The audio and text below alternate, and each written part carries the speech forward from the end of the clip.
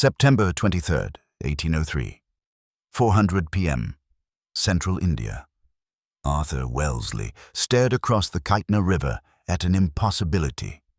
Stretched before him, extending beyond the horizon in both directions, was the largest army he had ever seen assembled on a battlefield. 40,000 warriors. 100 sophisticated cannon positioned in a continuous 3-mile line. The combined might of the Maratha Confederacy, the last independent power capable of challenging British dominance in India, concentrated in a single, overwhelming force specifically designed to crush his tiny expedition. Behind Wellesley stood 4,500 men, roughly 1/8 the enemy's strength, and he had just issued an order that every officer on his staff considered suicidal. Advance immediately and attack frontally across an unfordable river into the teeth of that massive army. The sun hung low in the sky. In 3 hours, darkness would make battle impossible. His supply situation was precarious. Another day's delay meant his cavalry horses would starve. His sepoy infantry, though well-drilled, had never faced anything like this. His British regiments, the 74th and 78th Highlanders, were elite troops but fewer than 2,000 strong. His artillery consisted of 17 light guns against the enemy's 100 heavy pieces already positioned and loaded. The numbers were catastrophic. Military doctrine of the era held that attacking an entrenched position required at least a 3-to-1 advantage. Wellesley faced an 8-to-1 disadvantage. His closest reinforcements were 150 miles away. If he retreated, the Marathas would pursue and destroy his scattered forces piecemeal. If he waited, starvation would accomplish what enemy action might not. If he attacked and failed, British power in India, built painstakingly over 50 years, could collapse in an afternoon. The young general was 34 years old. This was his first major independent command. A defeat here wouldn't just end his military career, it would likely end British influence in central and western India, alter the balance of power across the entire subcontinent, and potentially reverse the trajectory of imperial history. His staff waited for the order to retreat. The enemy commanders across the river, watching this impossibly small force appear before their overwhelming strength, assumed the British would withdraw before nightfall. Both sides understood the mathematics of warfare. Wellesley gave the order to advance. By the end of this story, you'll understand why this matters more than almost any other battle in the shaping of the modern world, and why the Battle of Assaye, despite changing the course of history and being called by Wellington himself the bloodiest action he ever fought, has somehow been forgotten by everyone except military historians who study the art of war at its most audacious. But we can't just jump straight to that desperate river crossing.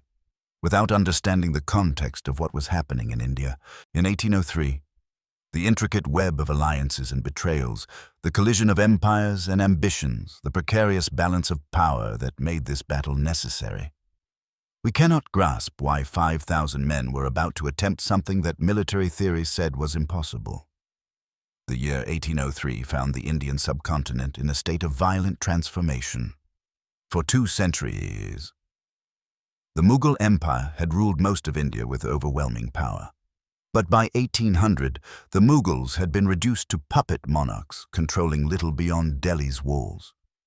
Into the vacuum created by Mughal collapse, 3 major powers had expanded: the British East India Company in the east and south, the Maratha Confederacy across central and western India, and various smaller kingdoms scrambling to maintain independence.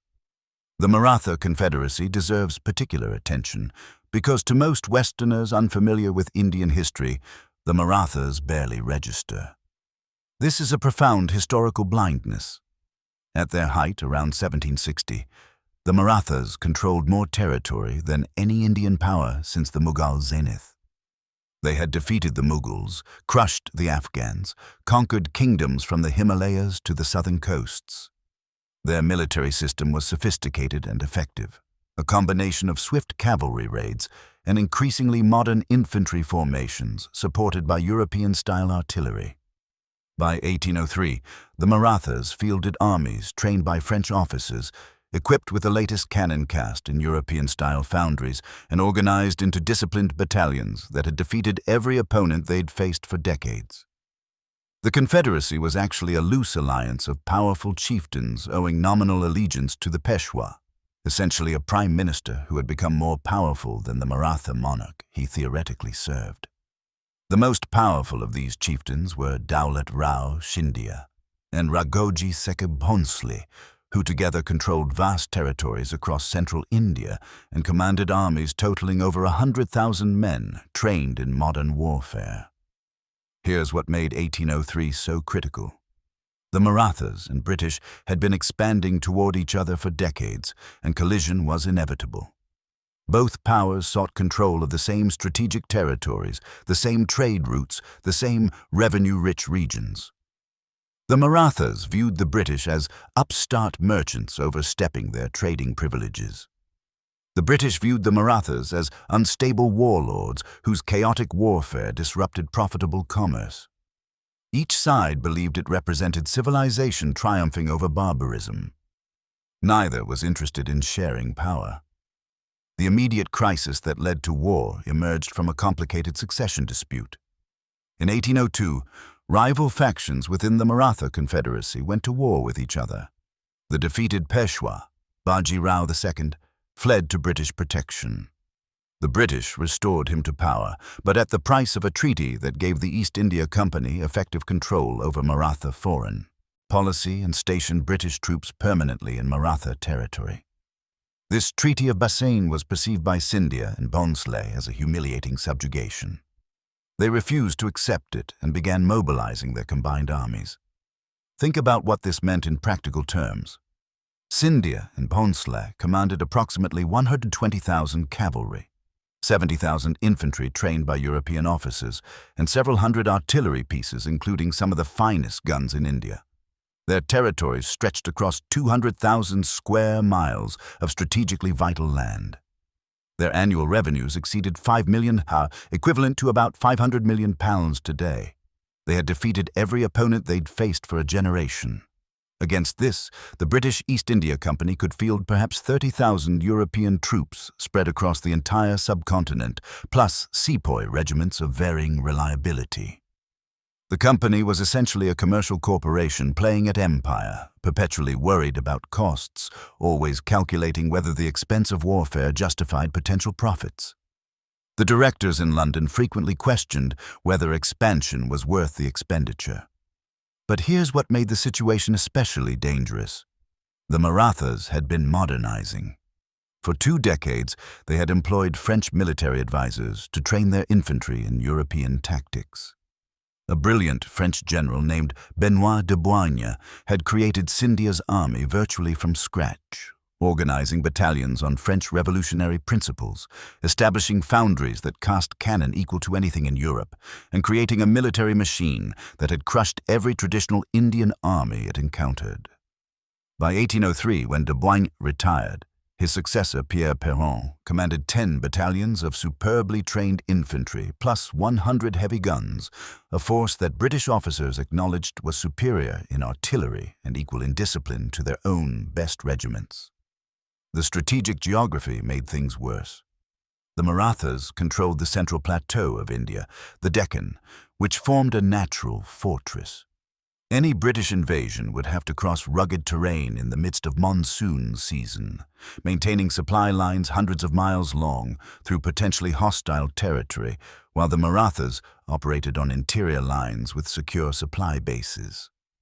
Military theorists analyzing the situation in 1803 generally concluded that a British offensive into Maratha territory would be expensive, difficult, and quite possibly unsuccessful. And that's exactly what terrified everyone in Calcutta, the British headquarters. The Governor-General, Lord Richard Wellesley, Arthur's older brother, understood that this confrontation would determine whether the British East India Company would dominate India or remain confined to coastal enclaves. He had pushed for the Treaty of Bassein precisely to force this showdown before the Marathas grew even stronger. But even Richard Wellesley, aggressive and confident, worried about the odds. The war he was about to start would pit perhaps 40,000 British and Sepoy troops against armies twice that size fighting on their home ground with superior artillery. The military situation in August 1803, as armies began mobilizing, looked like this. General Gerard Lake would command the main British army in the north, advancing toward Delhi and Agra with about 18,000 men. He would face Scindia's main army under Pierre Perron, perhaps 45,000 strong, with the best artillery train in India. Meanwhile, Arthur Wellesley would command a secondary force of about 15,000 men in the Deccan, advancing north to face the combined armies of Scindia and Poncelet, potentially 75,000 warriors with 100 heavy guns. Wellesley's task was explicitly understood as the more dangerous assignment.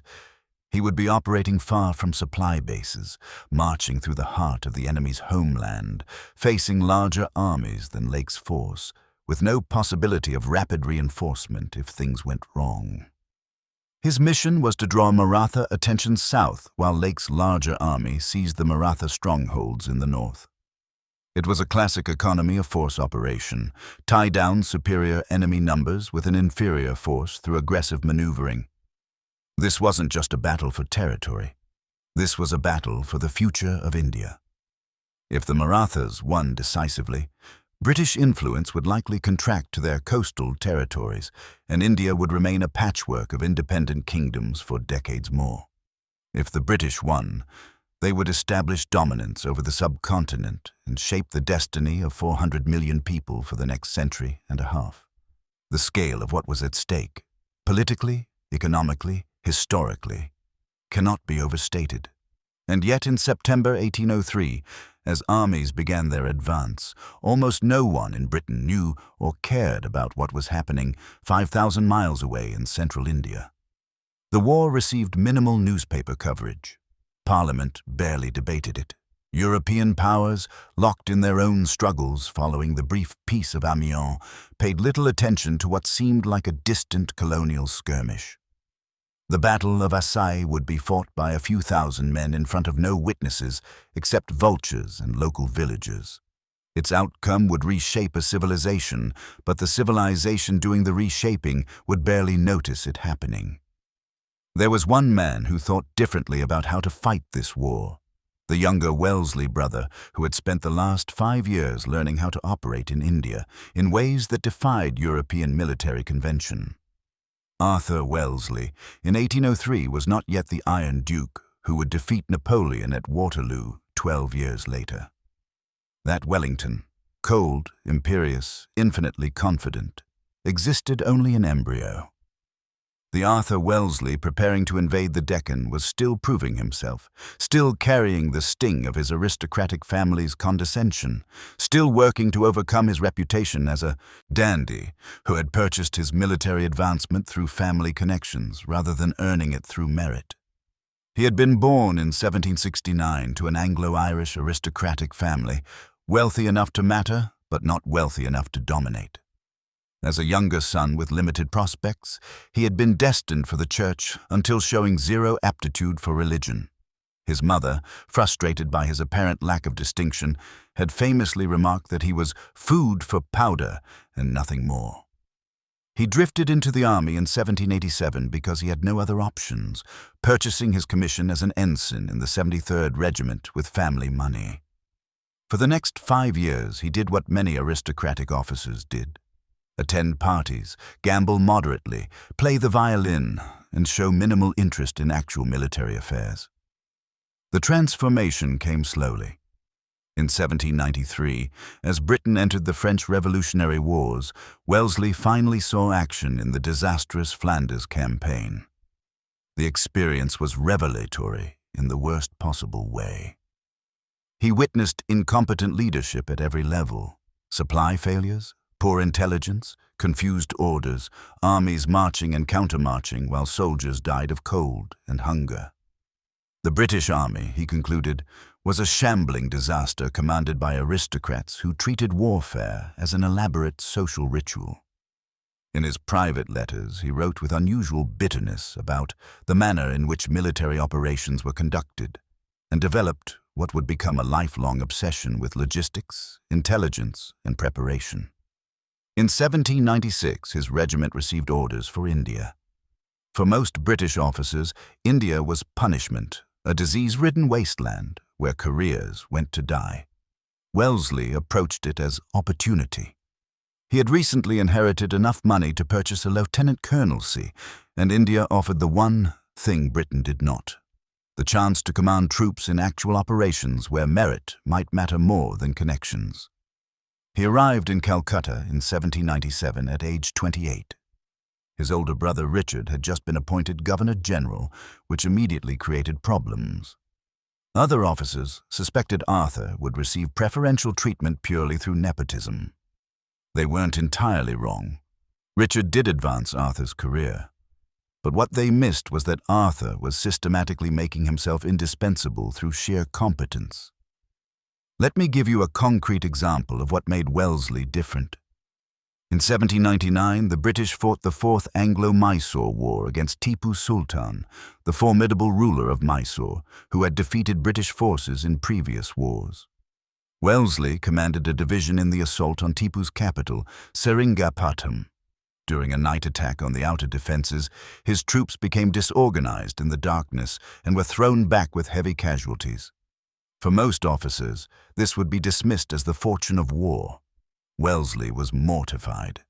He spent the next several months conducting an intensive self-critique, studying what had gone wrong, developing new protocols for night operations, and drilling his troops relentlessly in maintaining formation under stress. When Seringapatam eventually fell in a brilliantly executed assault, Wellesley was appointed military governor. Most officers would have treated this as a ceremonial post: hold ceremonies, collect plunder, enjoy the prestige. Wellesley instead spent months establishing civil administration, restoring order, investigating corruption, and learning how Indian kingdoms actually functioned. He taught himself Persian and some Marathi. He studied Mughal revenue systems. He interrogated local officials about how armies moved through this terrain, where water sources existed, how villages reacted to military forces. He was learning how to fight in India specifically, not as Europeans fought in Europe, but as this particular environment demanded. He discovered that European armies marching through India faced hideous logistical challenges: insufficient water sources, extreme heat, terrain that alternated between impossible jungle and featureless plains. Traditional European tactics of living off the land led to famine and desertion. The solution Wellesley developed was to establish an elaborate supply system using tens of thousands of bullocks to carry grain, creating mobile supply columns that moved with the army. His approach to intelligence was even more systematic. Most European officers treated Indian informants with contempt, believing they would simply lie or tell commanders what they wanted to hear. Wellesley built networks of local informers, cross-checked their reports against each other, and learned to assess credibility. By 1803, he had the best intelligence network of any British commander in India, better even than the Governor-General's official system.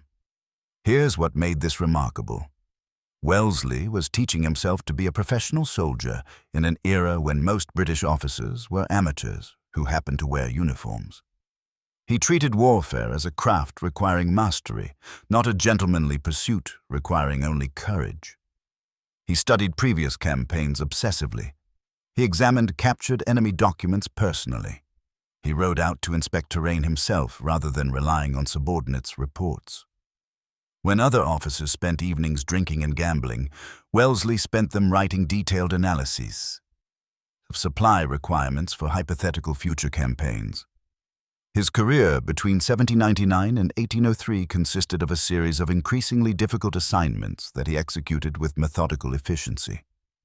He pacified disturbed districts through combination of force and negotiation. He commanded anti-banditry operations that cleared major trade routes. He led punitive expeditions against hostile chiefs. None of these were glorious European-style battles. They were grinding, dirty, unglamorous operations that required patience and administration as much as tactical skill, but they taught him how to operate in India's complex environment. By 1803, Wellesley had concluded that a confrontation with the Marathas must be fought and won decisively. He had studied Maratha military capabilities extensively. He knew they had excellent cavalry that could devastate slower-moving European formations. He knew their artillery, trained by European officers, was technically superior to British guns. He knew their infantry, organized in battalions that mixed European discipline with Indian adaptability, was formidable. But he had also identified critical weaknesses. Maratha command structures were chaotic. Multiple commanders with competing objectives rarely coordinated effectively. Their cavalry, superb in pursuit and raid, struggled to make disciplined charges against prepared infantry. Their artillery, though excellent, tended to be positioned defensively rather than used aggressively. Most importantly, Maratha armies had never faced the kind of aggressive, rapid maneuver warfare that Wellesley intended to wage. His strategic concept was revolutionary for India. Instead of the traditional European approach of advancing slowly with secure supply lines, he would advance rapidly to bring the enemy to battle before they could concentrate fully. Instead of cautious maneuvering to gain positional advantage, he would attack aggressively to seize initiative. Instead of waiting for the enemy to reveal their intentions, he would force them to react to his movements. It was an approach that reversed conventional military wisdom, but Wellesley had concluded it was the only way to overcome the massive numerical superiority the Marathas possessed. There's a personal dimension worth noting. Wellesley carried enormous psychological pressure. His older brother had appointed him to this command, and every officer in India knew it. If he failed, it would confirm what his critics said, that he was merely Richard's incompetent younger brother, given commands beyond his ability. If he won, he would have to win decisively enough that nepotism couldn't explain it. He needed not just victory, but undeniable, complete, overwhelming victory that would silence doubters. He was also fighting for the kind of recognition his family had denied him, the aristocratic disdain his mother had shown, the family's assumption he would amount to nothing, the years of being dismissed as food for powder. All of that hung over him. India was 5,000 miles from London society. But here, performance mattered. Here he could prove himself through results that even aristocratic prejudice couldn't dismiss. By August 1803, as he prepared to march north into Maratha territory with his small army, Arthur Wellesley had concluded that audacious aggression offered his only path to victory. The conventional approach, careful maneuvering, secure supply lines, waiting for numerical advantage, would fail against enemies who outnumbered him 2 or 3 to 1. He would have to move faster, hit harder, and risk more than military doctrine recommended. He would have to make the Marathas react to him instead of imposing their superior numbers at a place of their choosing. He was about to put this theory to the ultimate test. The task facing Wellesley in September 1803 can be understood as a cascade of impossible problems, each one making the others worse. First, the numbers. Most commanders thought they were impossible. Wellesley's army consisted of approximately 4,500 men, about 1,500 British infantry from the 74th and 78th Highlanders, roughly 3,000 sepoy infantry organized in battalions trained to European standards, and a small cavalry contingent of perhaps 1,000 horsemen split between British and Indian units. Supporting this force were 17 light artillery pieces, 6-pounders and small howitzers that could move quickly but lacked the range and destructive power of heavy siege guns. Against him, Scindia and Ponsley had concentrated approximately 40,000 to 50,000 men. Sources vary, but all agree on massive numerical superiority. This included 10,000 superb cavalry under Scindia, perhaps 15,000 trained infantry organized in regular battalions, and roughly 25,000 irregular infantry of varying quality. Most significantly, they possessed approximately 100 artillery pieces, including heavy 18 and 24-pounder cannon that outranged anything Wellesley had. Let's be clear about what this meant tactically. In European warfare of this era, artillery was the dominant arm. Guns positioned in a strong defensive line could devastate attacking infantry at ranges exceeding 1,000 yards. A single well-aimed cannonball could kill or wound a dozen men in tight formation. Grape shot, essentially a cannon loaded with dozens of large metal balls, could shred attacking formations at close range. The Maratha guns, cast in European-style foundries and crewed by gunners trained by French officers, were as technically proficient as anything in Europe. The terrain made things worse. The Maratha army had positioned itself in a naturally strong defensive position. Their front was protected by the Kaitna River, not a major river in the flooding season, but in late September, a genuine obstacle roughly 40 yards wide in most places with unknown fording points. Behind the river, the land rose slightly, giving the Marathas commanding fields of fire. Their guns were positioned wheel to wheel in a continuous line nearly 3 miles long. Any attacking force would have to cross the river under fire, reform on the far bank while being bombarded, and then advance uphill into that wall of artillery. Military theory of the period held that attacking prepared defensive positions required at least a 3-to-1 numerical advantage to offset the defenders' advantages. Wellesley faced an 8-to-1 numerical disadvantage, plus the terrain advantage the Marathas enjoyed. According to every tactical manual, every principle of warfare developed over centuries of European experience, the correct decision was obvious. Retreat, wait for reinforcements, force the enemy to come to you. But here's where the situation became truly impossible. Wellesley couldn't retreat. His supplies were already stretched thin. His cavalry horses were on reduced rations. Another few days and they would be too weak to fight effectively. If he retreated, the Maratha cavalry would pursue and harass his force constantly. Sepoy troops, seeing their commanders flee before battle, might desert. The carefully cultivated British reputation for aggressive confidence would shatter. He also couldn't wait. Every day he delayed allowed the Marathas to strengthen their position and call in reinforcements. Intelligence indicated that another large Maratha force was approaching from the south. Within 3 or 4 days, he might face 70,000 enemies instead of 40,000. Time was his enemy as much as the Marathas were, and he couldn't maneuver around the Maratha position. They had positioned themselves to block the only good approach to their territory. Moving around them would mean marching through terrible terrain, with his supply situation worsening daily, potentially allowing them to attack his strung-out columns, or worse, bypass him and invade British-protected territories to the south. So, can't retreat, can't wait, can't maneuver around. The only option was to attack. But attacking into that defensive position with his tiny force seemed suicidal. This is where Wellesley's reconnaissance obsession became critical. While his senior officers discussed the impossible situation, Wellesley rode forward personally with a small escort to study the Maratha position. Most generals would have examined the enemy from a safe distance. Wellesley rode within range of enemy guns, close enough that Maratha pickets fired on his party, studying the ground carefully. He noticed something that would change everything. 2 villages, Assaye and Pipulgan, sat near where the Kaitna River intersected with a smaller river, the Jua. The Marathas had positioned their army with their left flank near Assaye, their right extending toward Pipulgan. They had anchored their line on what they believed were impassable river obstacles. But Wellesley noticed that near the junction of the 2 rivers, local villagers were crossing. If villagers could cross, there must be a ford, perhaps unknown to the Maratha commanders, perhaps dismissed as insignificant.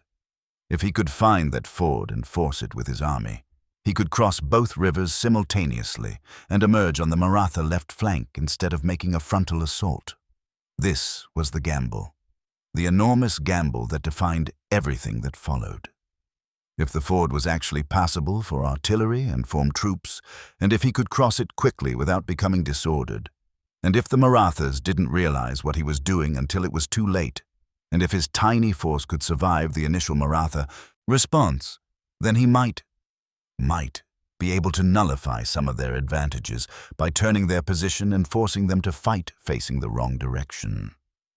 But if the ford proved impossible for artillery, his army would be split with the river between its halves.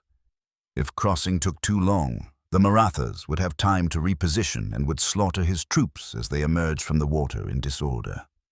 If his initial assault failed, there would be no reserves, no second chance, no possibility of recovery. He was risking his reputation, his career, his army, and potentially British power in India on a ford he hadn't even tested personally yet. He was going to attack 80-1 odds with an improvised plan based on something he'd glimpsed from half a mile away while under fire. His staff thought he was mad. His second-in-command, Colonel James Stevenson, commanded a smaller force that was supposed to join Wellesley within a few days. The sensible thing was to wait for Stevenson and attack with combined strength. Wellesley's own chief of staff, Colonel Colin Campbell, privately told other officers that the attack was unnecessarily risky. But Wellesley had done the mathematics differently. He calculated that surprise and aggression could offset numerical inferiority. He believed that British and sepoy infantry, properly led, were superior marked for a man to even the best Maratha troops. He thought that Maratha command structures were sufficiently chaotic that a rapid, unexpected assault might paralyze their decision-making. Most importantly, he understood that sometimes the boldest action is actually the safest option because it's so unexpected that enemies cannot react effectively. There's a letter he wrote that night that reveals his thinking. The enemy are strong in numbers and in position, but their cavalry is their main strength. We must attack the infantry and guns. If we can break their regular battalions, the irregular masses will disperse. This was an enormous gamble. But standing on that rise overlooking the Kaitna River, watching the sun decline toward the western horizon, Arthur Wellesley made the decision that would define his career. He would advance at once, force the ford, turn the Maratha left flank, and attack into the heart of their position with his entire tiny force in a single devastating blow before they could react. The time had come. September 23, 1803, dawned with the particular clarity that follows monsoon rains. The worst of the rainy season had passed, but the rivers remained swollen and the ground was soft enough to churn under marching boots. Wellesley's army began its advance at 8:00 a.m. The British commander had told his officers only that they were moving to scout the enemy position. He revealed nothing about his intention to attack that same afternoon. This was partly operational security, but also psychological management. If troops knew they were marching into an 8-1 disadvantage, morale might crack. Better to let them think they were simply reconnoitering. The march covered about 6 miles through rolling terrain, dotted with small villages and cultivated fields. Wellesley rode at the head of the column with his cavalry scouts ranging ahead. Every mile forward brought better visibility of the Maratha position, and what became visible was daunting. Officers with telescopes could count the individual guns in that 3-mile artillery line. The sun glinted off thousands of bayonets and sword blades. Maratha cavalry patrols shadowed the British advance, reporting back to their commanders. By noon, the British army had closed to within 2 miles of the Maratha position, approaching from the south. The standard European procedure at this point would be to deploy for battle, form the troops into their assault formations, bring up the artillery, prepare for a deliberate attack. This process typically took several hours. Wellesley's officers expected him to halt, deploy, and probably postpone actual combat until the next day. Instead, at 1:00 p.m., Wellesley ordered the army to continue forward at marching pace toward the ford he had spotted the previous day. Now his officers understood what he intended, and several protested. This wasn't just aggressive, it was reckless. The army would have to cross a contested ford, reform under fire, and immediately attack without proper preparation. Colonel Maxwell, commanding the cavalry, pointed out that they had no reserves. If the assault failed, there would be nothing to cover a retreat. Wellesley's reply was characteristically blunt. The battle must be fought today. Think about what his soldiers experienced during this approach. The sepoy infantrymen knew they were vastly outnumbered. They could see the enemy position getting closer. They could hear the rumble of artillery being repositioned. They understood that they were marching into something unprecedented in their experience. Yet they continued forward, holding formation, following their British officers who followed Wellesley.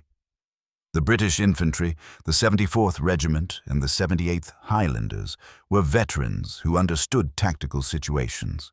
They knew that what they were approaching violated every principle of warfare. A soldier in the 74th later recalled the approach in his diary. "We could see the enemy guns clear as daylight.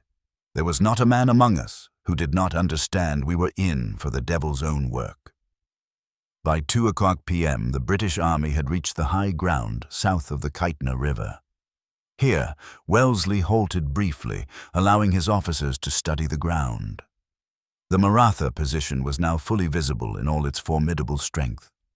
Their guns were arranged in a line that seemed to have no end, positioned on slightly elevated ground with clear fields of fire across the river and the approaches beyond.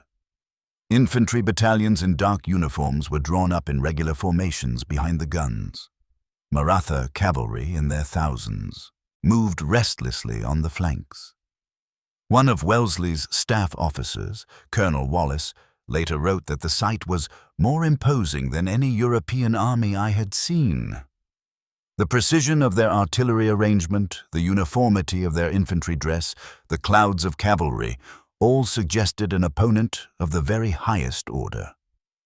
This is the moment when Wellesley revealed his full plan to his senior commanders.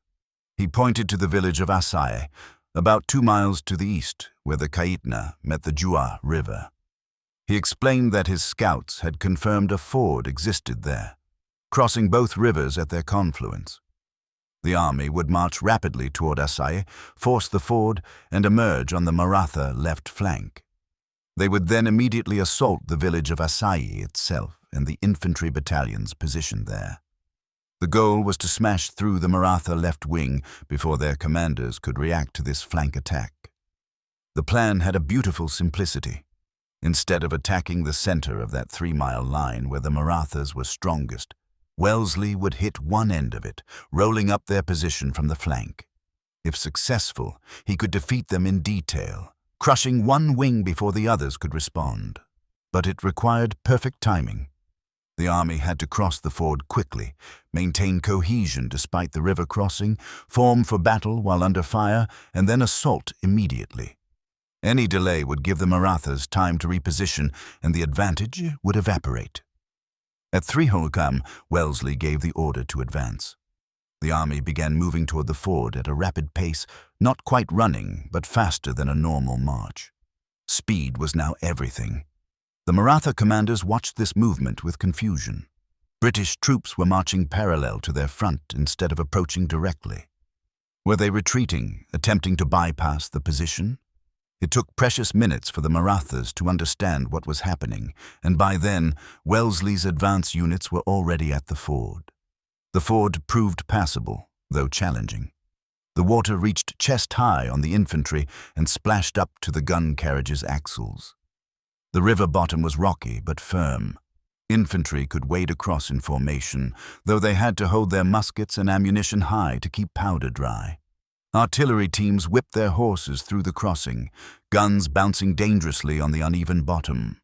The first units across were the 74th Regiment and several sepoy battalions. They emerged on the far bank, water streaming from their uniforms, and immediately began forming into line. Wellesley had drilled his troops endlessly in rapid deployment, and now that training paid off. Within minutes of crossing, formed companies were moving away from the river, creating space for units behind them. By 3:45 p.m., roughly half of Wellesley's army had crossed the ford. The Maratha commanders had finally grasped what was happening and were frantically trying to reposition. Cavalry units began galloping toward Assaye. Artillery teams struggled to unlimber their heavy guns and turn them to face this unexpected threat from their flank. Infantry battalions that had been facing south began the complex process of wheeling their formations 90 degrees to face east. Wellesley knew this was his crucial moment. If he waited for his entire army to cross and form up perfectly, the Marathas would complete their redeployment and his surprise would be wasted.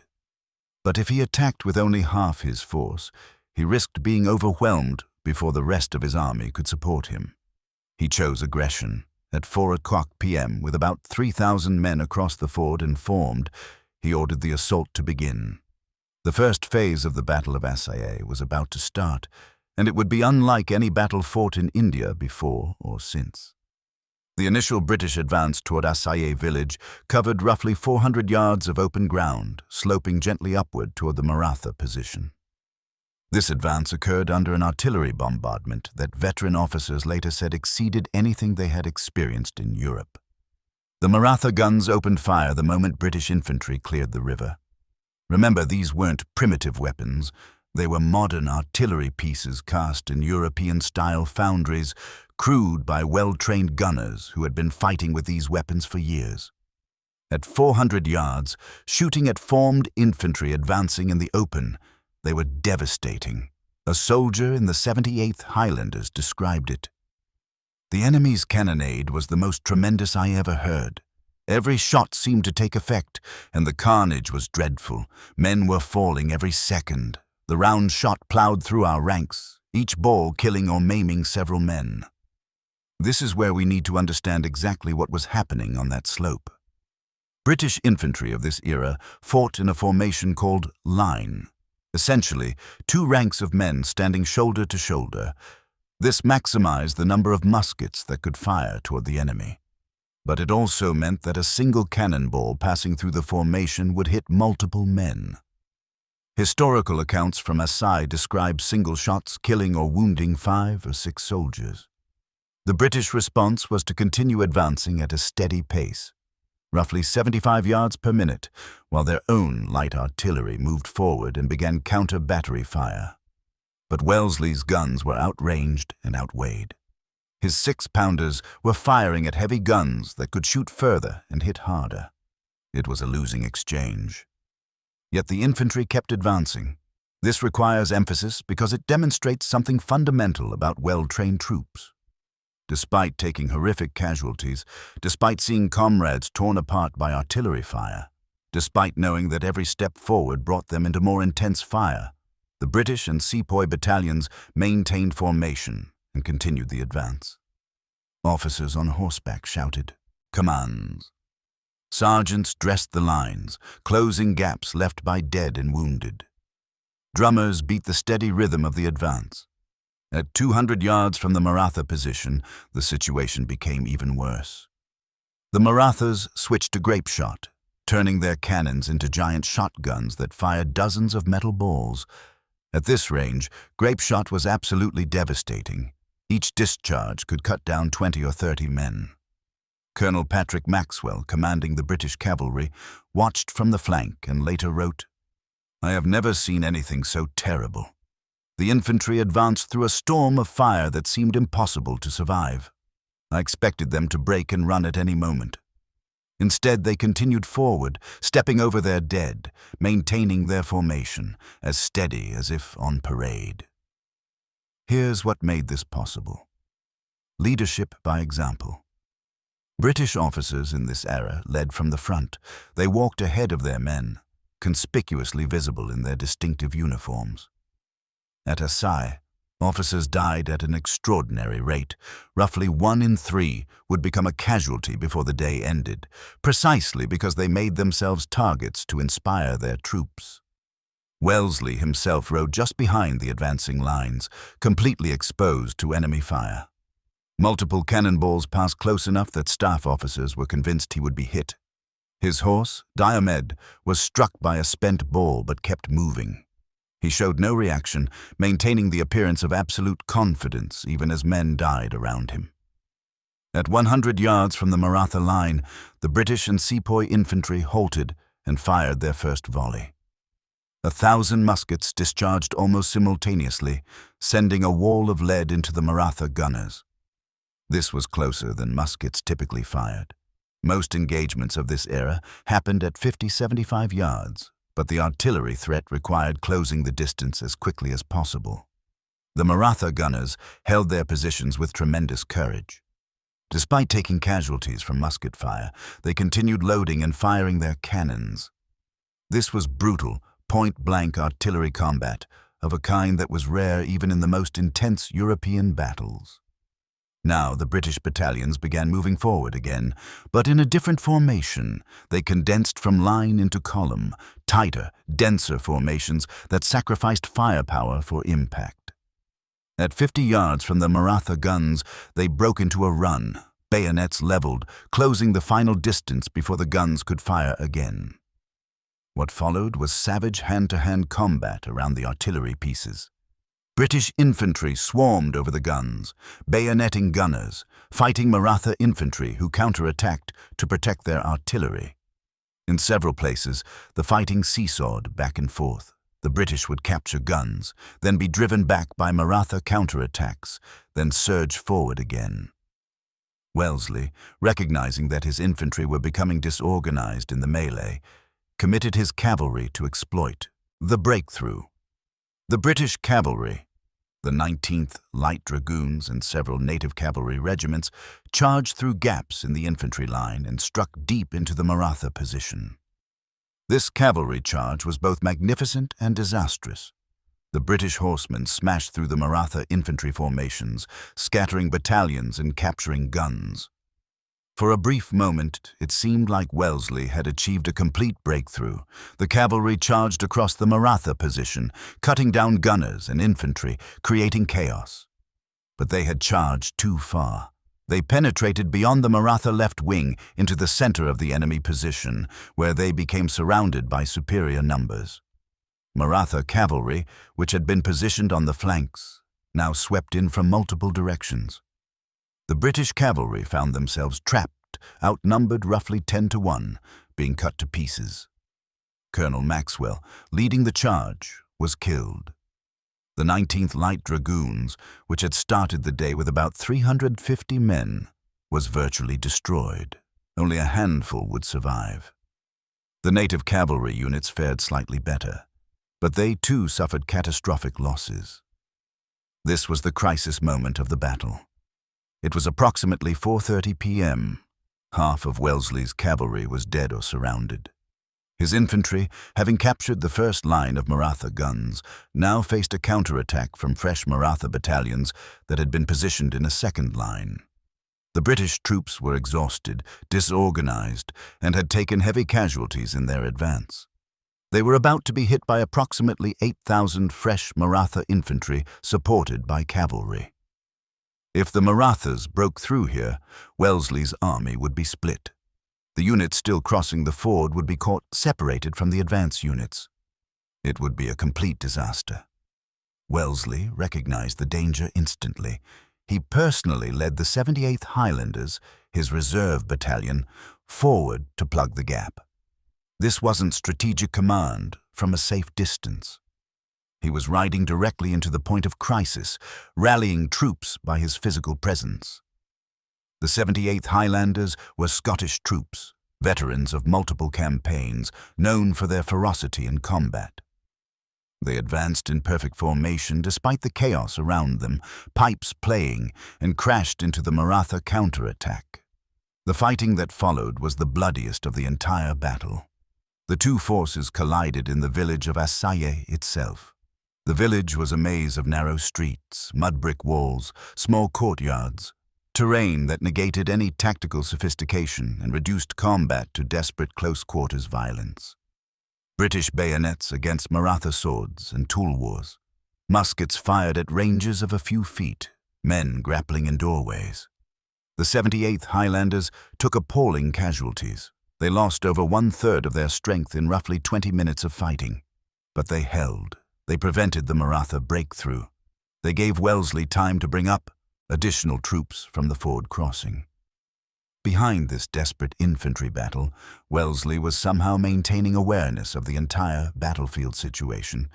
He realized that if the Marathas could deploy their cavalry effectively, they could still win despite losing the infantry battle. His own cavalry was largely destroyed. If Maratha horsemen broke through to his artillery or caught his infantry in the open, it would be catastrophic. He responded with a decision that showed both his tactical genius and his willingness to take risks. He pulled troops from his already thin line to form a defensive square, a formation specifically designed to resist cavalry. This square, composed of sepoy battalions with British officers, positioned itself on the flank of the main battle, creating a strong point that Maratha cavalry would have to bypass or overcome. The gamble worked. Maratha cavalry charges hit this square repeatedly, but couldn't break it. Disciplined musket volleys drove off each attack. The square held, protecting Wellesley's flank while the main battle raged in Assaye village. By 5:00 p.m., the character of the battle had shifted. The initial British assault had captured the Maratha left wing and all its artillery, perhaps 30 guns. The fighting in Assaye village had stabilized. But the Marathas had committed reserves, and now roughly 25,000 troops were engaged in a sprawling, chaotic battle across a front nearly a mile wide. Wellesley's entire force, every single man who had crossed the ford, was committed to combat. There were no reserves left. If anything went wrong, if any part of his line broke, there was nothing to stop a collapse. The battle balanced on a knife's edge. The period between 5:00 and 6:00 p.m. on September the 23rd, 1803, represented the purest test of Arthur Wellesley's tactical judgment and leadership under pressure he would face until Waterloo 12 years later. His army was locked in a desperate struggle across a confused battlefield. The smoke from thousands of muskets and dozens of cannons had created a choking fog that made visibility beyond 50 yards nearly impossible. Officers were reduced to commanding by voice and example since they couldn't see the larger tactical picture. Units were intermixed. British companies fighting alongside sepoy battalions, command structures disrupted by casualties. And the Marathas were far from beaten.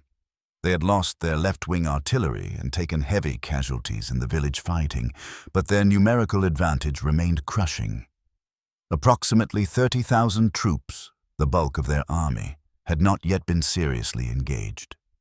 Their commanders, recovering from the initial shock of Wellesley's flank attack, were now beginning to organize coordinated counterattacks. The Maratha approach was to leverage their superior numbers through simultaneous pressure at multiple points. If they could pin Wellesley's troops in place at one location while breaking through at another, they could roll up his entire position. Their cavalry, perhaps 8,000 horsemen still relatively fresh, began probing for weak points. Their infantry reserves moved forward in dense columns, seeking to overwhelm the British by sheer mass. Around 5:15 p.m., a major Maratha assault developed against the British center. Roughly 6,000 Maratha infantry, organized in regular battalions, advanced in echelon, a staggered formation that allowed maximum firepower while maintaining cohesion.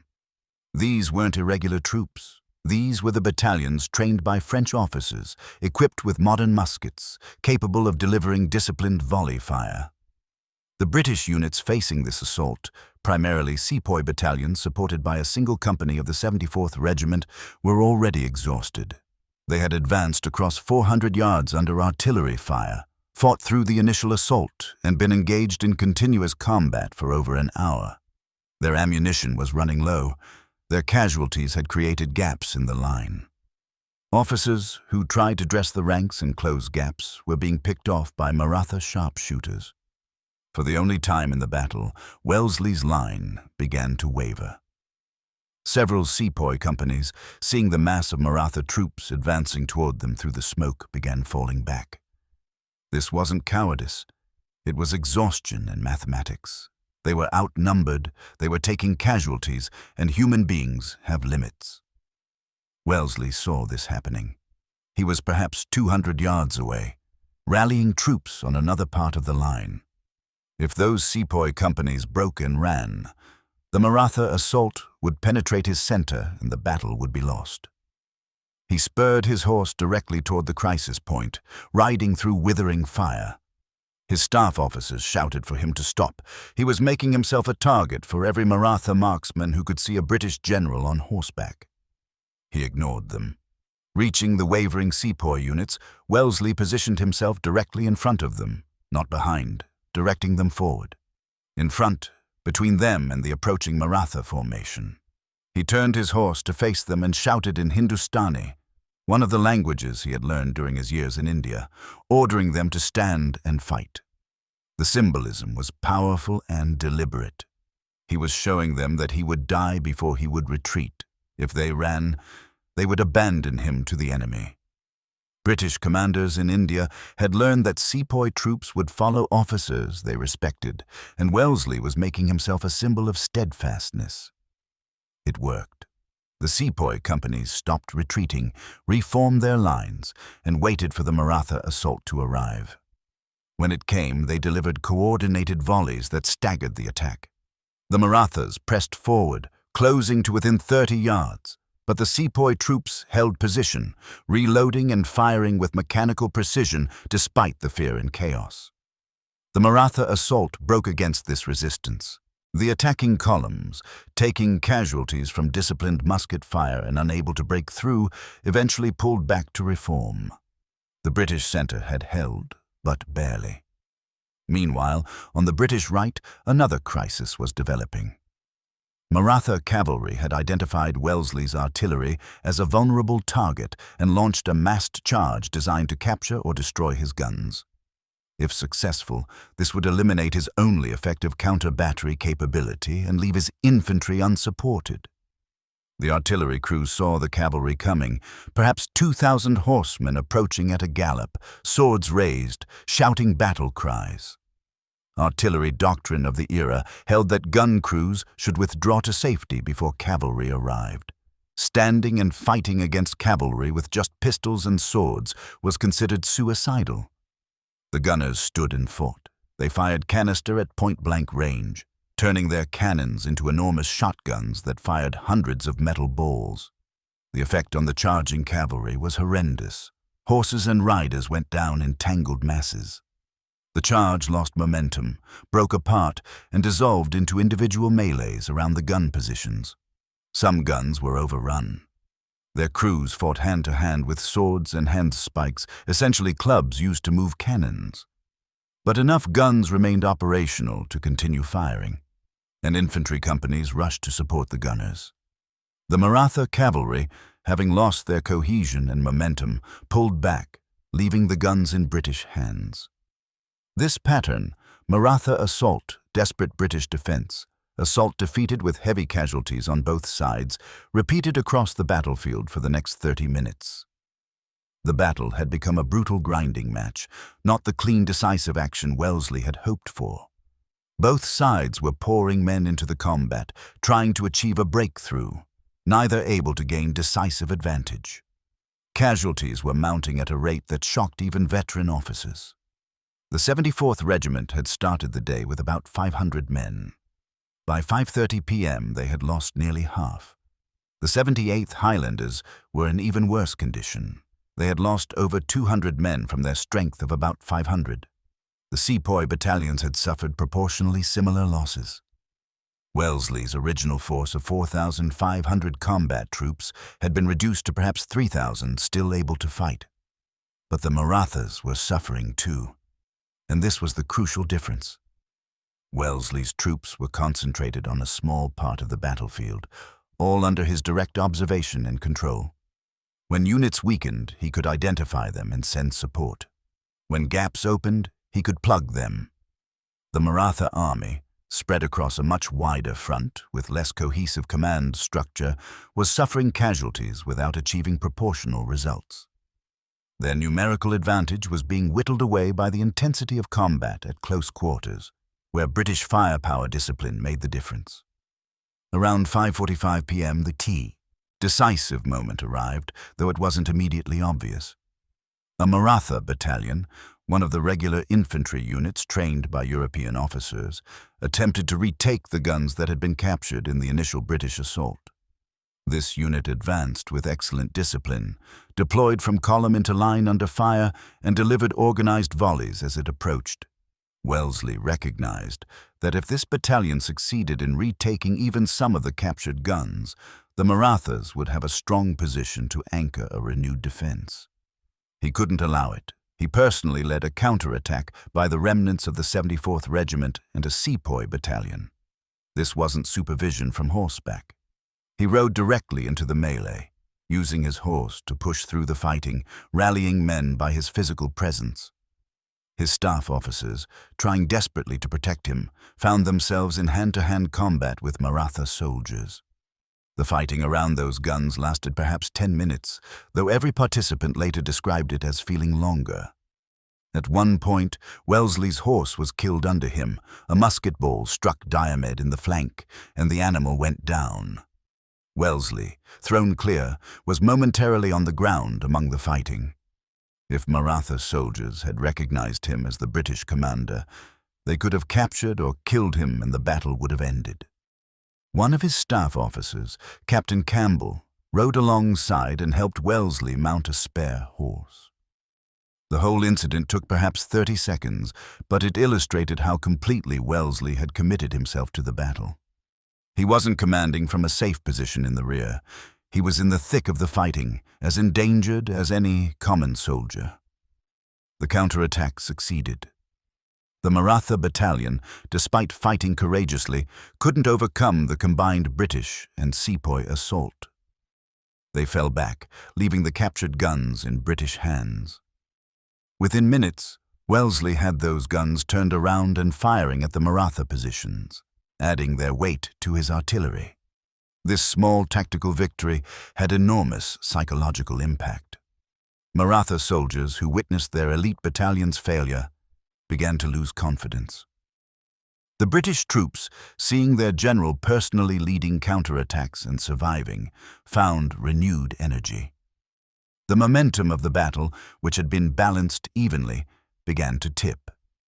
By 6:00 p.m., with the sun declining toward the horizon, the Marathas attempted one final coordinated assault.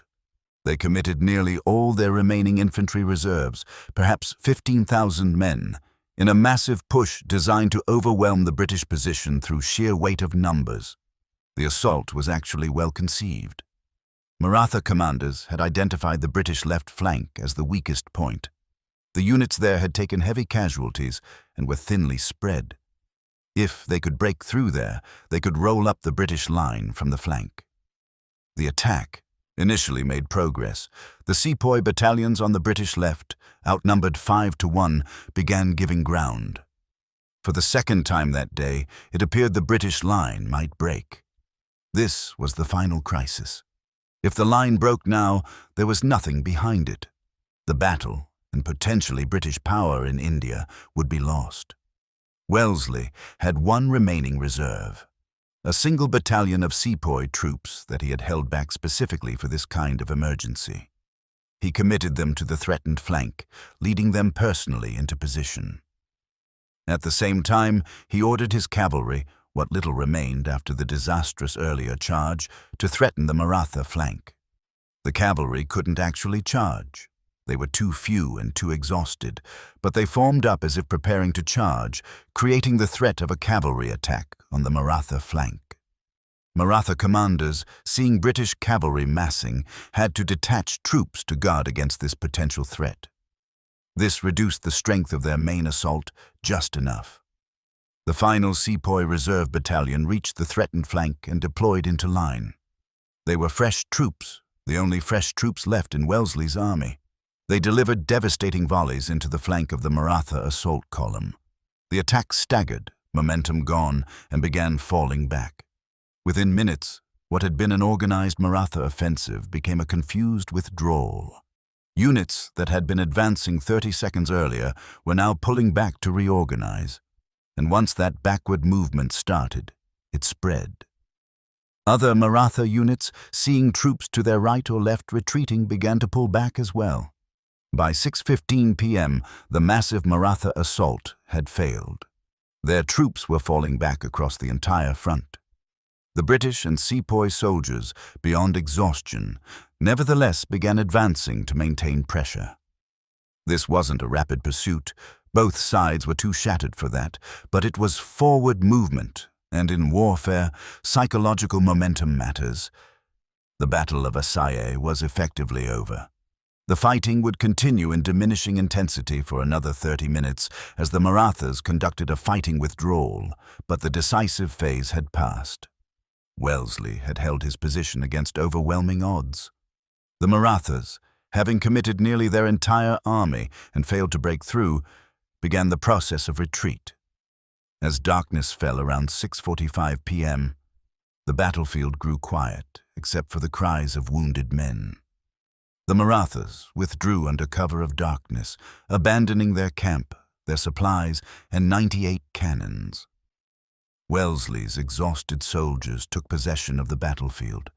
They had won. Against odds that military theory said made victory impossible. But the cost had been catastrophic. The sun rose on September 24, 1803, over a scene of devastation that shocked even hardened soldiers. The battlefield of Assaye covered roughly 2 square miles of ground now littered with dead and wounded men, dead horses, abandoned equipment, and the debris of combat. Wellesley's army had suffered approximately 1,584 casualties out of the 4,500 men who had entered battle, a casualty rate of 35%. This was extraordinary by the standards of the era. European battles typically resulted in 10 to 15% casualties for the winning side. Assaye had been more than twice as bloody. The breakdown made the picture worse. The British infantry regiments had been devastated.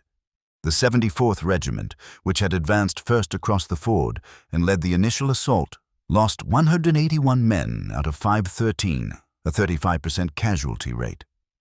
The 78th Highlanders, committed to the desperate fighting in Assaye village, suffered 258 casualties out of about 500 men, over 50% casualties.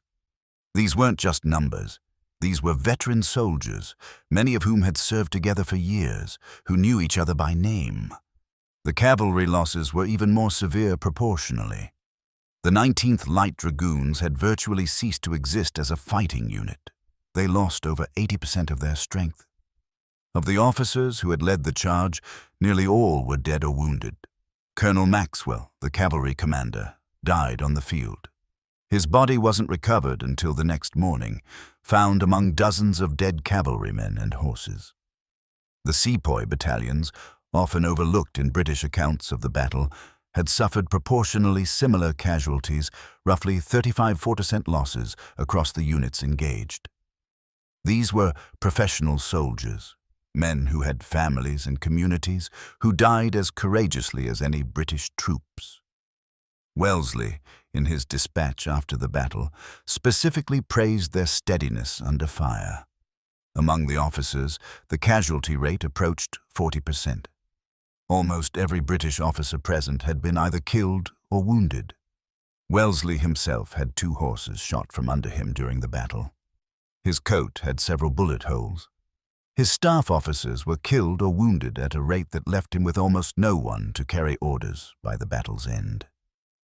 Let's be clear about what these casualties meant in human terms.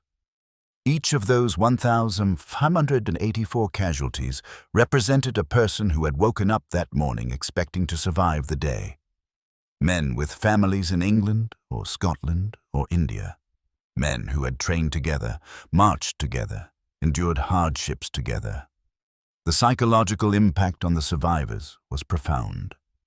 A soldier in the 74th Regiment wrote in his diary, "We had defeated the enemy, but it felt like we had been defeated ourselves. We had lost so many comrades that victory seemed hollow." The Maratha casualties were even higher, though precise numbers are impossible to determine. Contemporary accounts estimated roughly 6,000 Maratha dead, with perhaps 10,000 more wounded. These numbers are less certain because many wounded were carried away during the retreat and many dead were claimed by families for cremation according to Hindu custom. But all accounts agree that Maratha losses were substantial, probably around 35% of the forces that had been directly engaged in the close fighting. These weren't just military statistics. Among the Maratha dead were soldiers who had served Scindia for years, who had fought in dozens of campaigns, who had families depending on their service pay. The European officers, commanding Maratha battalions, French, German, Swiss mercenaries, had died in significant numbers. Pierre Perron's carefully built army had suffered damage that would take years to repair. One story from the aftermath illustrates the human cost. Wellesley, inspecting the battlefield the morning after, came across a young Highland officer, a lieutenant in the 78th, sitting against a gun carriage. The officer had been wounded in the leg during the fighting and couldn't walk. Wellesley stopped to speak with him, asking about the wound. The lieutenant replied that the wound itself was minor, but he had just learned that his younger brother, a sergeant in the same regiment, had been killed in the village fighting. He had found his brother's body that morning. Wellesley, normally stoic, reportedly stood silent for several moments before moving on. Even generals, in the aftermath of battles like Assaye, had to confront the human cost of their decisions.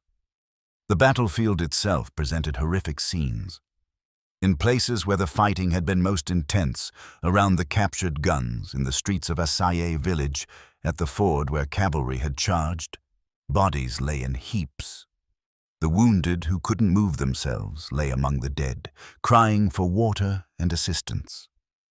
The Army's medical services, primitive by modern standards, were completely overwhelmed. Surgeons worked through the night and the next day, amputating shattered limbs, treating gunshot and sword wounds, doing what little they could with the limited medical knowledge of the era. Many men who survived the battle would die in the following days from infections or from shock and blood loss. Medical care in 1803 meant washing wounds with water, bandaging them, and hoping for the best.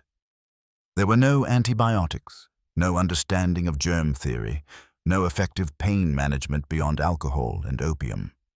Survival after serious wounds was largely a matter of constitution and luck.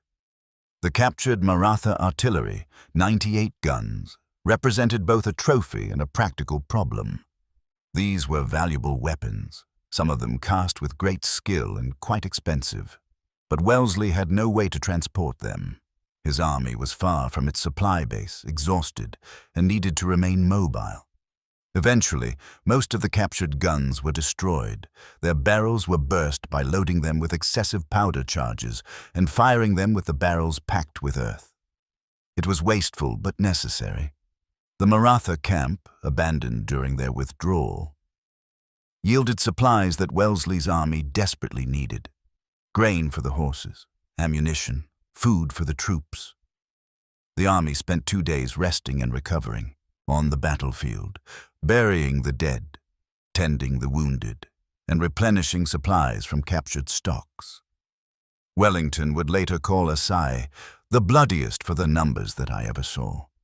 This from a man who would fight at Waterloo, one of the most savage battles in European history.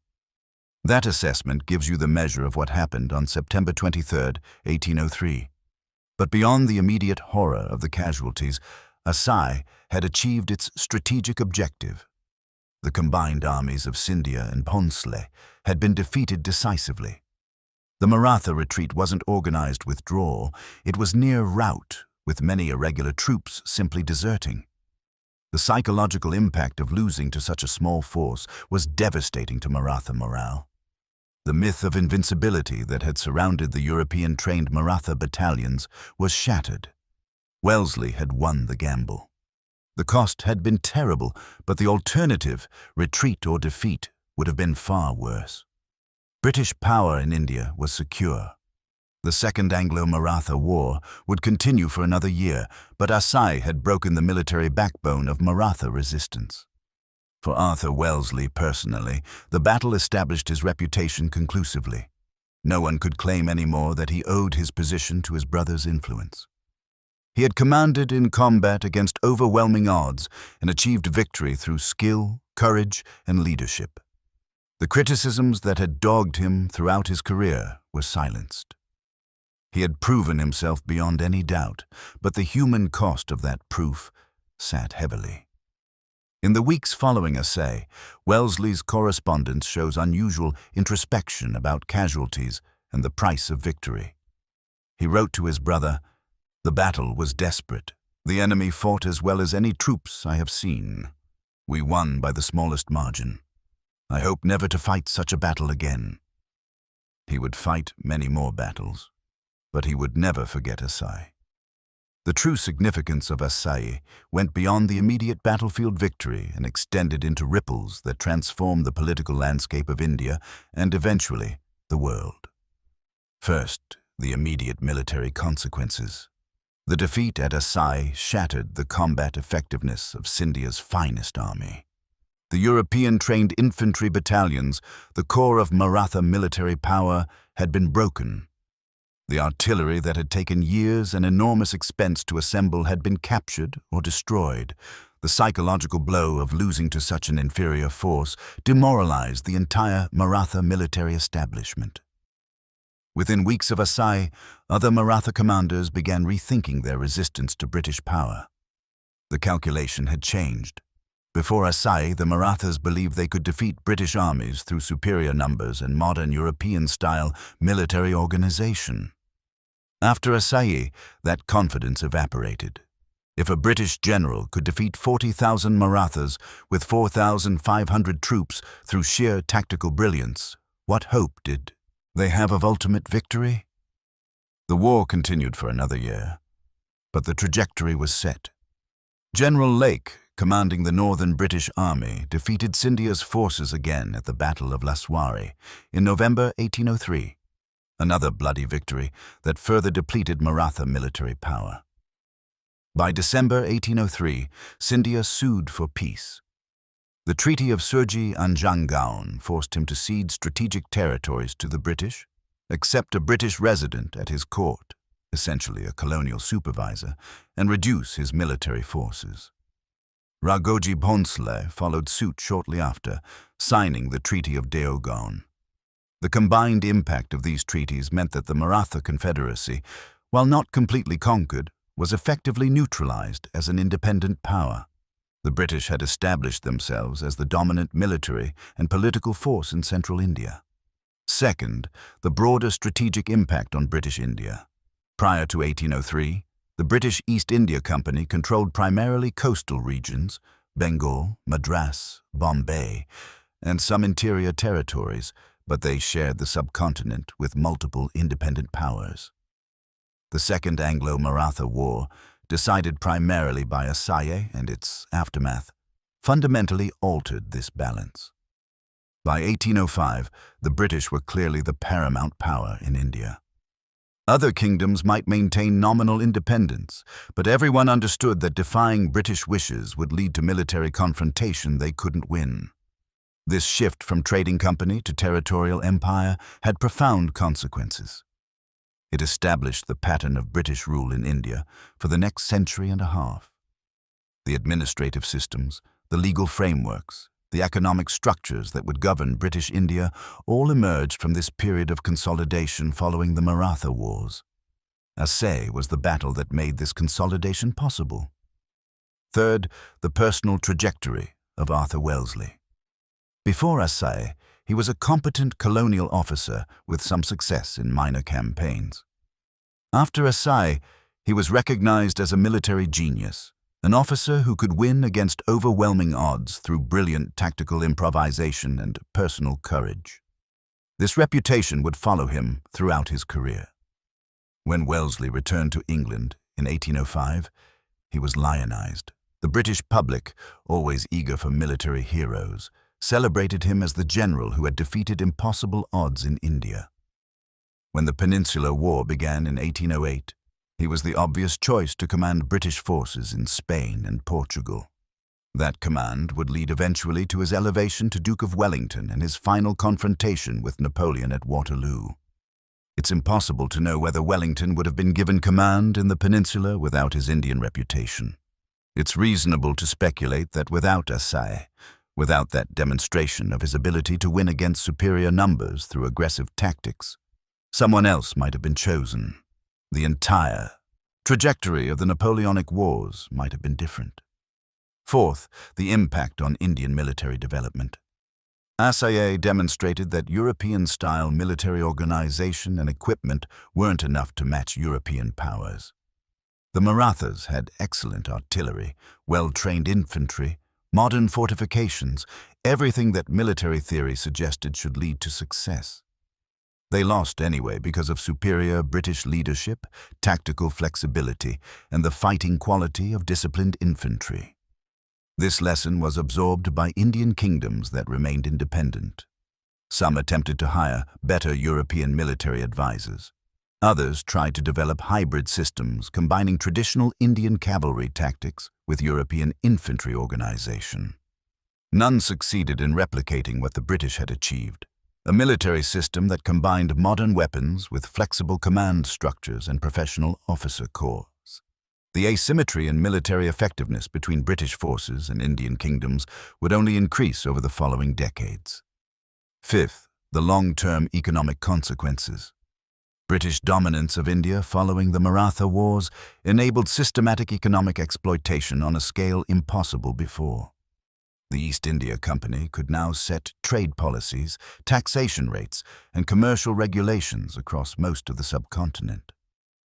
The enormous wealth extracted from India in the 19th century, wealth that helped fund Britain's industrial revolution and global power projection, derived directly from the political control established by victories like Assaye.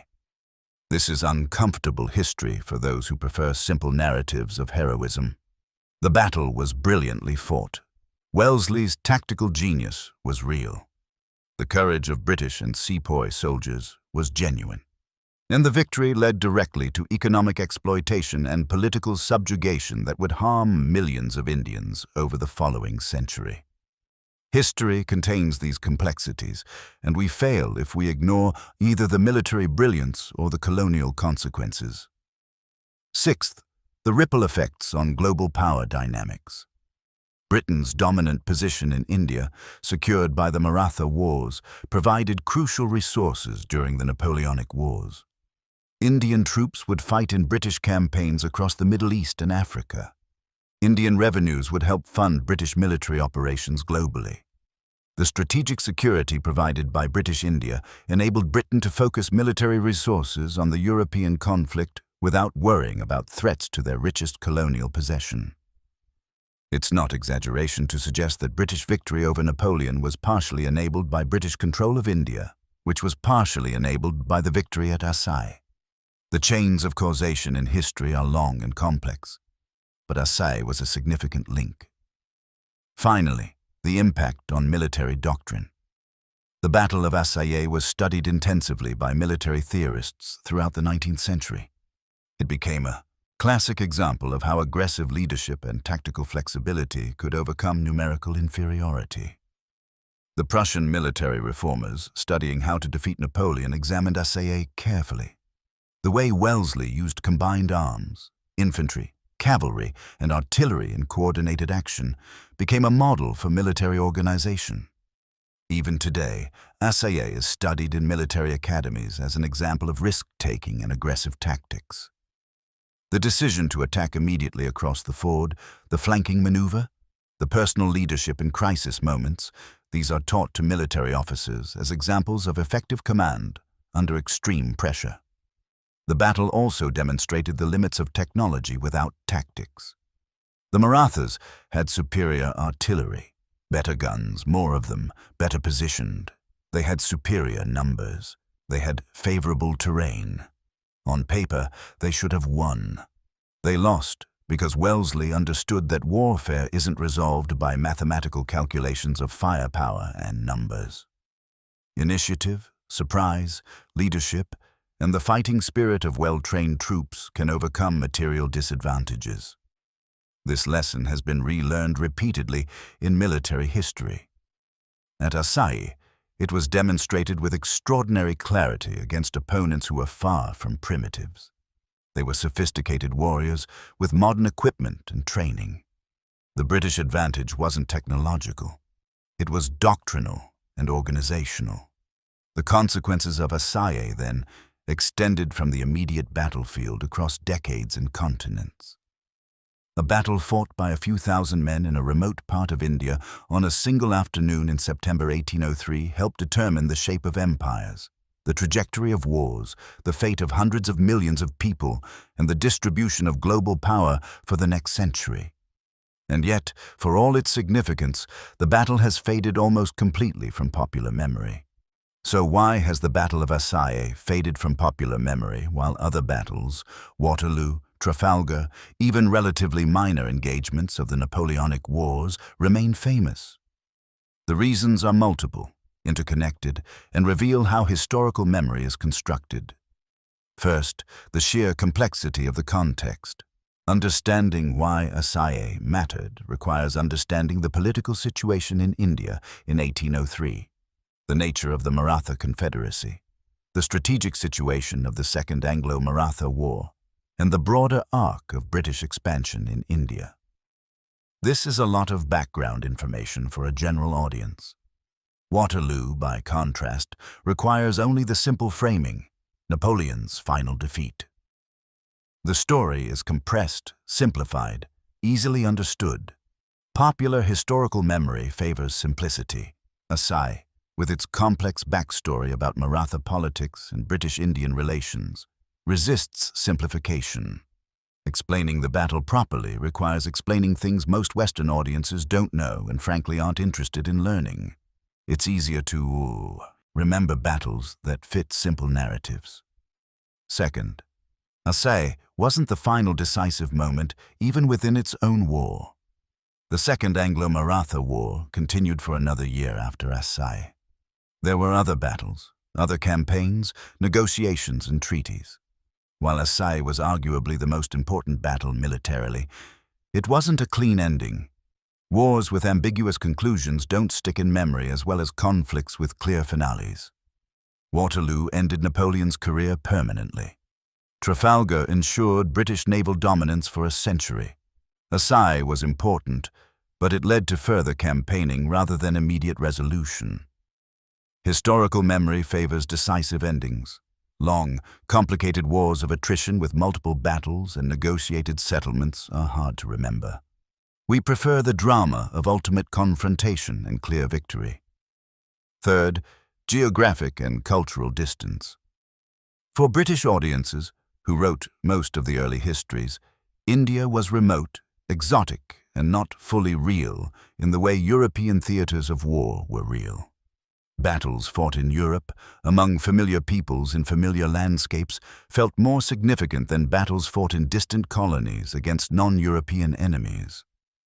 This was cultural prejudice, certainly, but it shaped what histories got written and what stories got told. Even today, Western education systems teach the Napoleonic Wars in detail, but barely mention the contemporaneous wars in India. Geography matters to memory. Distant wars fade, nearby wars persist. Fourth, Assaye was overshadowed by Wellington's later achievements. Once Wellington became famous for defeating Napoleon at Waterloo, his earlier career in India became a footnote. Historians writing about Wellington focused on his peninsular campaigns and his role in the final coalition against Napoleon. His Indian campaigns were treated as preparation, interesting mainly for showing his early tactical development. This is the cruel irony. Wellington's success at Waterloo has partially erased memory of Assaye. If he had died in India, Assaye might be remembered as his greatest achievement. Because he lived and accomplished even more, Assaye became merely one of many victories. Fifth, the changing scale of warfare. By the mid-19th century, wars involved hundreds of thousands of men, massive artillery bombardments, and casualties that dwarfed anything seen at Assaye. The Battle of Solferino in 1859 involved 300,000 troops. The American Civil War battles involved armies of 100,000 men or more. World War I would involve millions. As warfare scaled up, Assaye, a battle of 45,000 total combatants, seemed almost quaint. Historical memory adapts to contemporary concerns. As wars grew larger, smaller battles were forgotten regardless of their historical impact. Size came to dominate significance in popular consciousness. Sixth, political discomfort with colonial history. As the British Empire declined in the 20th century and decolonization transformed global Politics. British military victories in colonial contexts became politically awkward to celebrate. Assaye represented the foundation of British rule in India, rule that Indians would eventually reject as illegitimate. Celebrating Assaye meant celebrating the beginning of colonialism, which post-war Britain was increasingly uncomfortable doing. Compare this to Waterloo, which could be framed as defeating a tyrant, or Trafalgar, which could be seen as defending Britain. Assaye had no such comfortable framing. It was explicitly a colonial war of expansion, fought to extend British power over Indian territory. As colonial history became contentious, battles like Assaye were quietly de-emphasized. Seventh, lack of cultural representation. Assaye has never been depicted in major films. Few novels feature it. No great paintings hang in national galleries showing the battle. Cultural representation drives historical memory. We remember events that are repeatedly depicted in our culture. Waterloo has been depicted dozens of times in film and literature. Assaye has been virtually ignored by popular culture. This creates a vicious cycle. Because Assaye isn't famous, culture doesn't depict it. Because culture doesn't depict it, it doesn't become famous. Breaking into popular consciousness requires cultural momentum that Assaye never achieved. Despite these factors that have pushed Assaye toward historical obscurity, military historians have never forgotten it. Professional military literature consistently identifies Assaye as one of the finest examples of aggressive tactical command in military history. The Sandhurst Military Academy in Britain teaches Assaye as a case study in leadership under pressure. American military academies examine it for lessons in combined arms operations and risk calculation. Military professionals recognize what the general public has forgotten, that Assaye was an extraordinary achievement that demonstrated tactical principles at their highest level. The decision to attack immediately, the flanking maneuver across the ford, the personal leadership in multiple crisis moments, the willingness to commit fully despite overwhelming odds, these represent military command at its most audacious and effective. Expert opinion has consistently validated Assaye's significance. Sir John Fortescue, the great British military historian, called it one of the most heroic achievements in British military history. Military theorists analyzing risk and reward in warfare consistently cite Assaye as the example of calculated aggression paying off maximally. Wellington himself, when asked late in life about his finest battle, reportedly mentioned Assaye before Waterloo, noting that the odds were worse and the stakes were higher. So we have this paradox. A battle that experts consider among the most significant and brilliantly fought in British military history has virtually disappeared from popular consciousness. What does this tell us about how historical memory works? It suggests that historical significance and historical memory are different things. Significance is determined by actual consequences, the ripple effects through time, the changes in power structures, the lives affected. Memory is determined by narrative convenience, cultural resonance, political comfort, and the accidents of cultural representation. Assaye was immensely significant. It helped determine the fate of India, established Wellington's reputation, demonstrated tactical principles that would influence military thought for generations, and contributed to the pattern of British global dominance that would shape the 19th century. But it was fought far from European eyes in a complex conflict that resists simple narrative against opponents most Westerners know nothing about. And its celebration requires confronting uncomfortable colonial history. So it has been forgotten by all except those who study military history professionally. And even that professional memory is confined largely to military institutions. Ask a random historian, not a military specialist, about Assaye, and you'll likely get a blank look.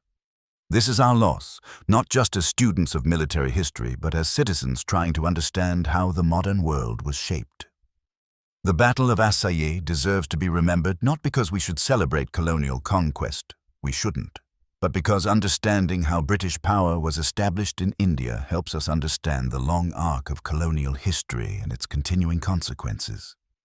In the end, The Battle of Assaye deserves to be remembered for multiple, sometimes contradictory reasons that we need to hold in tension. Remember the day itself, September 23, 1803, when 5,000 men faced 40,000 in combat that military theory said they couldn't win. Remember the courage of soldiers on both sides who fought with equal valor.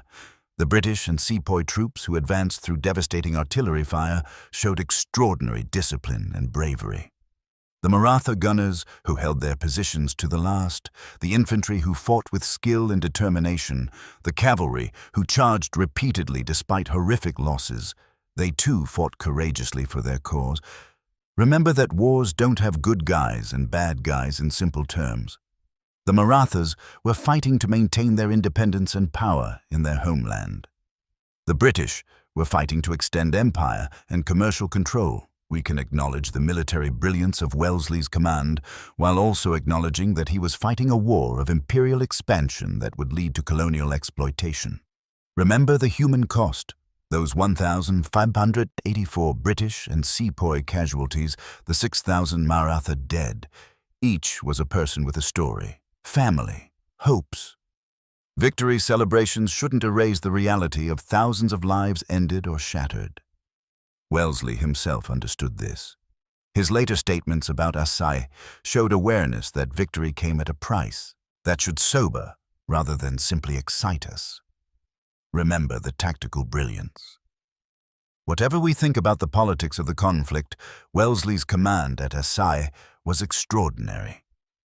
The decision to attack immediately, the identification of the ford, the flanking maneuver, the personal leadership in crisis moments, these demonstrated military genius at the highest level.